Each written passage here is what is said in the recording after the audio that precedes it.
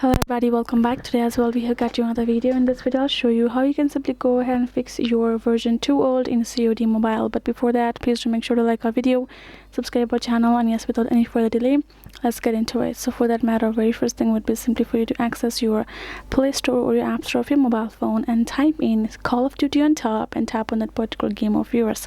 So if it's not being updated, then that could be one of the reasons why you're encountering that kind of problem while trying to play or access your app. For that, come over here, type it in and tap on your game, and if it shows at the update option instead of play, tap on it and update your app.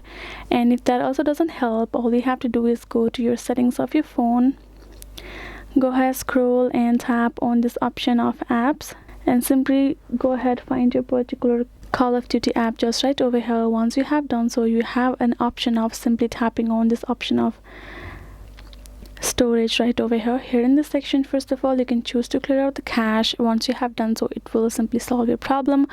If it does not, tap on this data option and simply choose to clear data. We haven't used it yet, that's why it's not showing that option.